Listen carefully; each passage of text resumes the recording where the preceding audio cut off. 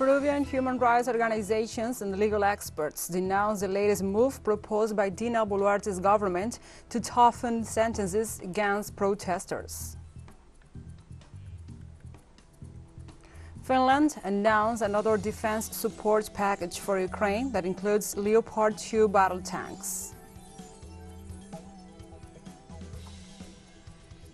And also in Syria, authorities have begun reconstruction works at the Damascus historic citadel after it was severely damaged by Israeli attacks.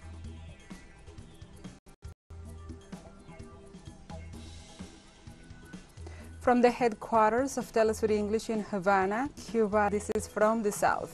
I'm your anchor, Gladys Quesada.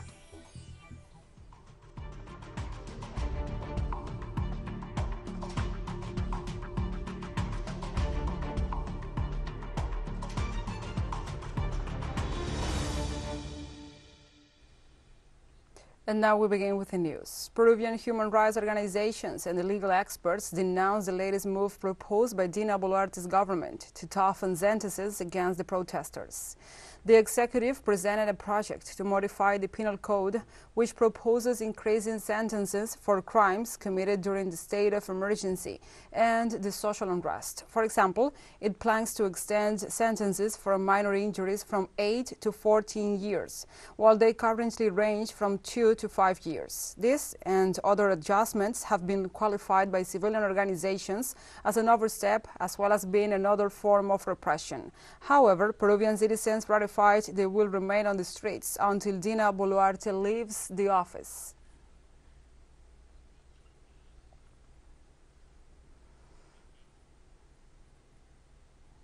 And Mexico Senate on Wednesday passed an electoral reform championed by the President, Andrés Manuel López Obrador, ahead of key elections next year. The proposal to reduce the size and budget of the independent agency that organizes elections was approved in the Senate by 72 votes in favor and 50 against. The legislation now heads to the President for enactment, having already been voted through the lower house after various alterations. The legislative initiative, known as Plan B, still needs to be enacted by the Mexican head of state, who proposed it back in December.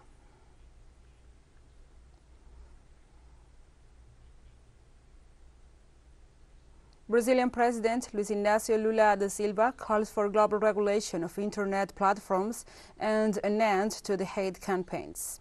During a UNESCO World Conference, the President made direct reference to the violent acts of January the 8th in Brasilia, when Bolsonaro's supporters broke into the headquarters of the three branches of government.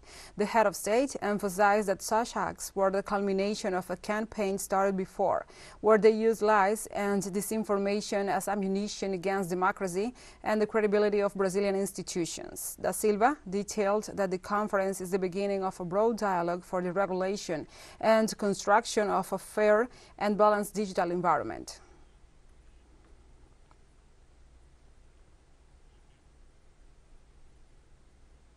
On Thursday, in northeastern Haiti, members of an armed group known as Cocorat Sanras took over the police station in the department of Artibonite after they clashed with the local police.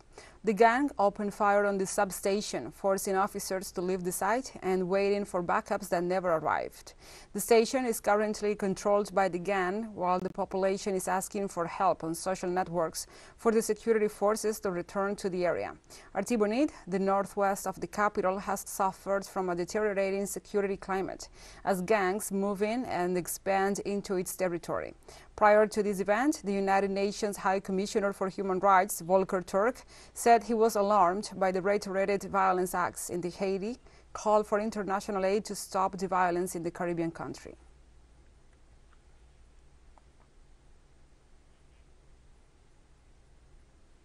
In the United States, 5 people aboard a twin-engine plane died when it crashed shortly after taking off from the Bill and Hillary Clinton National Airport in Little Rock, Arkansas. According to the Federal Aviation Administration, the FAA, the twin-engine Bish B-20 crashed while on its way to John Glenn Columbus International Airport in Ohio. The FAA also confirmed there were 5 people aboard, but unfortunately, no survivors. Meanwhile, the environmental consultant company CTEH later reported in a statement that all 5 people, including the pilot, were company employees from its Little Rock office. Both the FAA and the National Transportation Safety Board announced an investigation into the incident.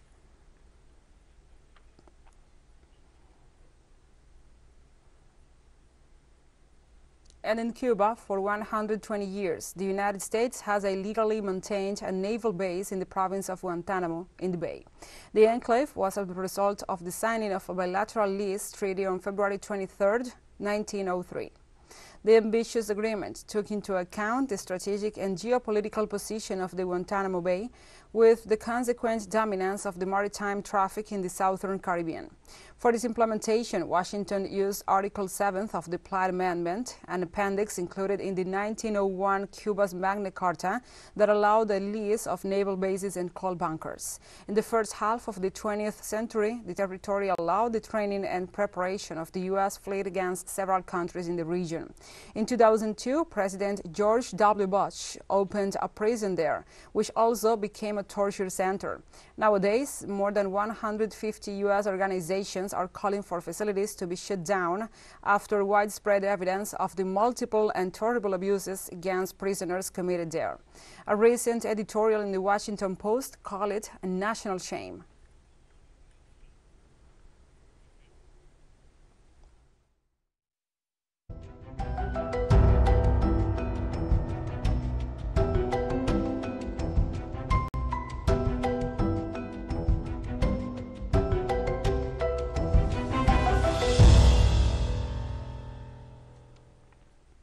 And now we move on to other topics. On Thursday, Paraguay's Directorate of Meteorology and Hydrology warned about the proximity of a storm system that will hit the country with winds of up to 100 kilometers per hour. The storm will affect several regions of the country, including its capital, with forecasts of up to 40 to 80 millimeters and possible flooding. The storms, which include the probability of hail, they have been recorded since early Friday in most of the country's 17 departments, especially in the eastern and western regions, with more force in Boquerón, Presidente Hayes, Ñubucú, Misiones, Paraguarí, Central, and Asunción, according to the weather report. A similar storm affected Paraguay on February 14th with thunderstorms, winds of up to 120 kilometers per hour, and rainfall of between 70 and 100 millimeters.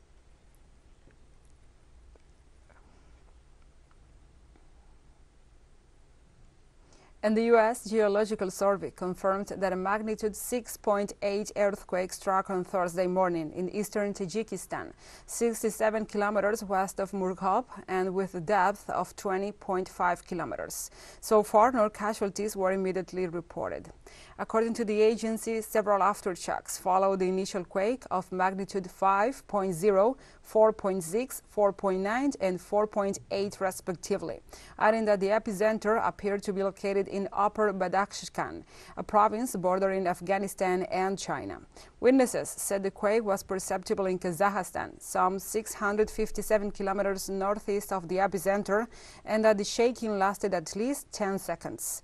A magnitude 7.5 earthquake struck the country in 2015, being the deadliest earthquake within 300 kilometers of Murghab, as it killed 399 people.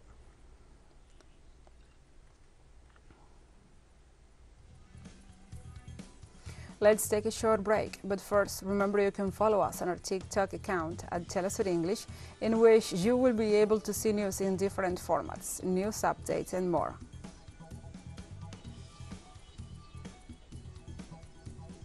Other studies coming up, stay with us.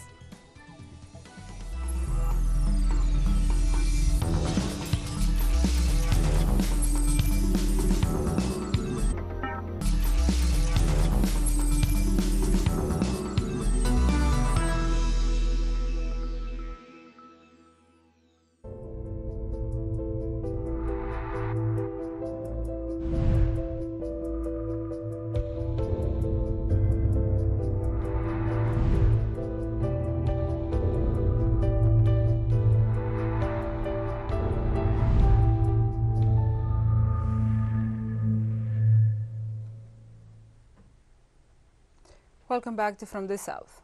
China's National Health Commission on Thursday reiterated that COVID-19 has ended in the nation, while being cautious, saying it is not completely over as there are still sporadic cases. In this context, the head of this COVID-19 response experts panel at China's National Health Commission, Lian Wanyan, said from a perspective of public health, the infection rate, including cumulative and new cases, the immunity rate, the pathogen, the state of the medical system, and the overall disease control and prevention capability are important indicators to assess if the pandemic has passed.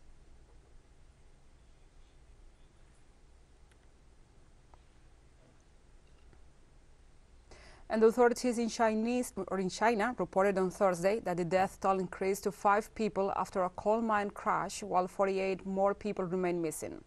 300 rescue workers are on the scene using heavy machinery and rescue dogs to search for the trapped miners, according to state media.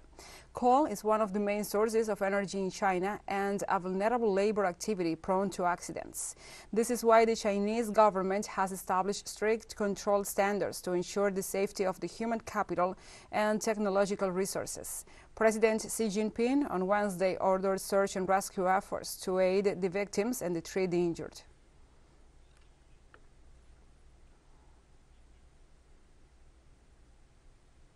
And the Kazakh national company Kazantransoil began to receive Kazakh oil for shipping to Germany.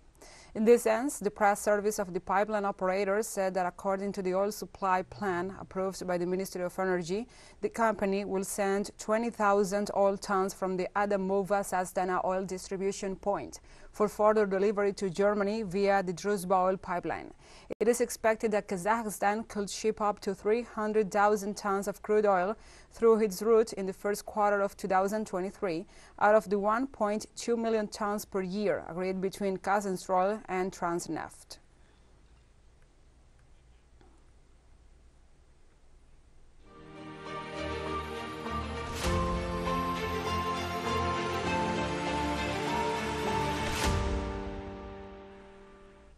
Now we move on to other topics. The Prime Minister of Spain, Pedro Sánchez, has arrived for the second time in Kiev, the capital of Ukraine, on the eve of the first anniversary of the Russian special military operation that began on 24 February 2022. Sanchez's visit comes after U.S. President Joe Biden had promised new military aid for Ukraine, worth $500 million during a surprise visit to Kiev on Monday. On Tuesday, Italian Prime Minister Giorgia Meloni also visited the Ukrainian capital for talks with Zelensky, whom she pledged to continue supporting in resisting Russian attacks, but ruled out offering fighter jets. On Wednesday, Spain's Defense Minister Margarita Robles told lawmakers in the lower house that Madrid will supply 6 German-made 2A4 Leopard battle tanks to Ukraine after they undergo repairs, with the delivery expected for late March or early April.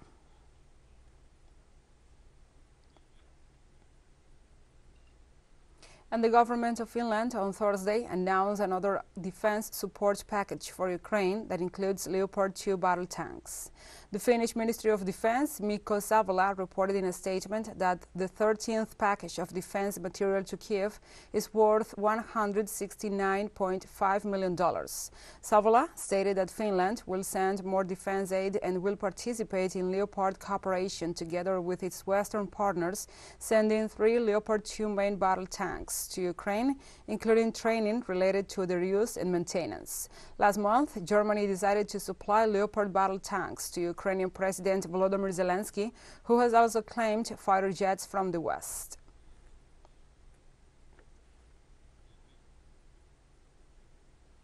The Russian Defense Ministry on Thursday denounced that Kiev is preparing an armed provocation in the region of Transnistria, where a Russian contingent is stationed, and noted that Russian forces are ready to react to any situation. According to the Ministry of Defense, the Kiev regime is preparing an armed provocation against the Moldovan Republic of Transnistria, which will be carried out by units of armed forces of Ukraine. The Russian command noted Ukrainian saboteurs to participate in the staged invasion will be planning to wear uniforms of the Russian armed forces. Defense also assured to be carefully observing the situation on the Ukrainian Transnistrian border. Russian forces have been in Transnistria since 1992, following a ceasefire agreement reached between the self-proclaimed republic and Moldova.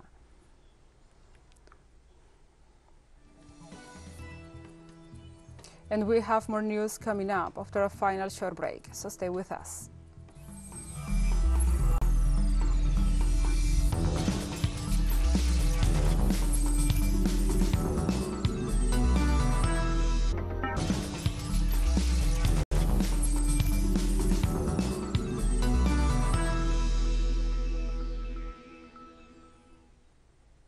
Welcome back to From the South.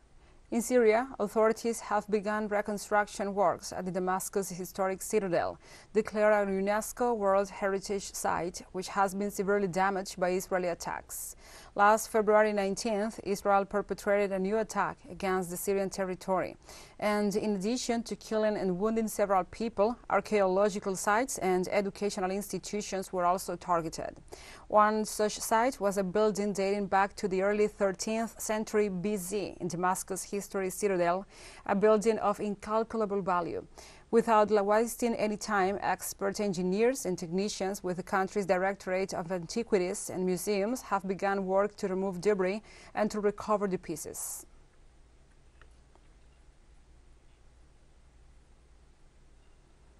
And in an escalation of hostilities in the Middle East and on top of the violent events in Nablus, Israeli fighter jets bombed the Gaza Strip on Thursday. The occupying army has confirmed the military aggression a few hours after the Palestinian resistance fired several rockets from its territories as a response to the massacre committed against the settlement of Nablus by the Israeli troops. Tel Aviv recognized the operation and started the aggression against the enclave without establishing military targets. The bombings occurred hours after the United Nations acknowledged and decried the crimes committed by Israel against the Palestinians.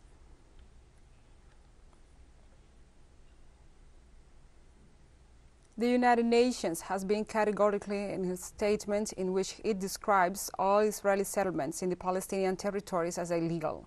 The statement was made by the UN Secretary-General Antonio Guterres at the opening of the 2023 session of the Committee on the Exercise of the Inalienable Rights of the Palestinian People. Guterres said that such settlements are a clear violation of international law, therefore they must be stopped. The committee concluded the situation in the occupied territories of the West Bank and Gaza is at its worst in years and that hopelessness is fueling anger and despair. Guterres said every new settlement is one more obstacle to peace.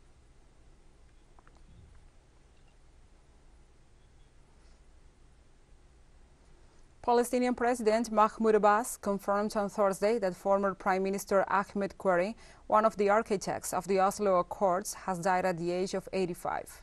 Qureshi, also known as Abu Allah, became financial advisor to Yasser Arafat in the 1970s and around a decade later began advising the late Palestinian leader on political matters. Along with President Mahmoud Abbas, Qureshi is seen as one of the Palestinian architects of the Oslo Accords, a pair of agreements between Israel and the Palestine Liberation Organization, and was involved in every agreement reached between Israel and the Palestinian Authority. He was also part of the Palestinian negotiation team, which met with then Israeli Prime Minister Ehud Barak at Camp David in 2000.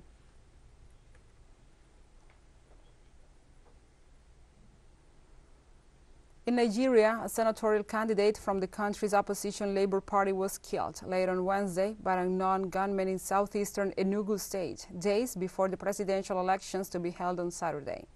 The killings came hours after the parties and the presidential candidates signed a pledge to support a peaceful electoral process as Nigerians prepare to vote in the presidential and parliamentary elections on February 25th.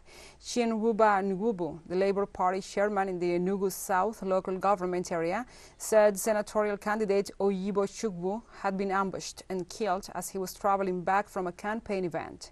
A police spokesperson in Enugu State confirmed the incident and said they will issue a statement later. Nigeria, Africa's most populous nation and biggest economy, has a long history of election-related violence.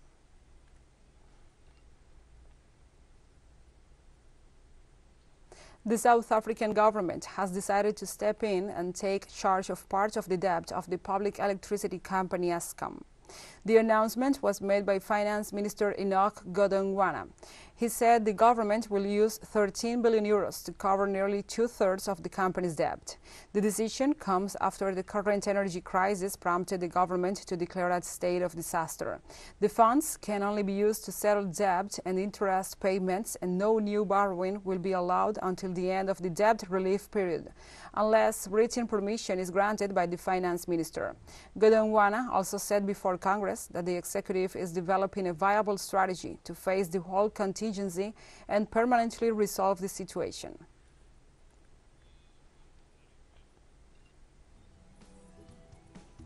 And we have come to the end of this news brief. But remember, you can find this and many other stories on our website at telesurenglish.net. And also, if you feel so inclined, please join us on social media for all the latest news. We are on Facebook, Twitter, Instagram, Telegram, and TikTok. For TeleSUR English, I'm your anchor, Gladys Quesada. Thank you for watching.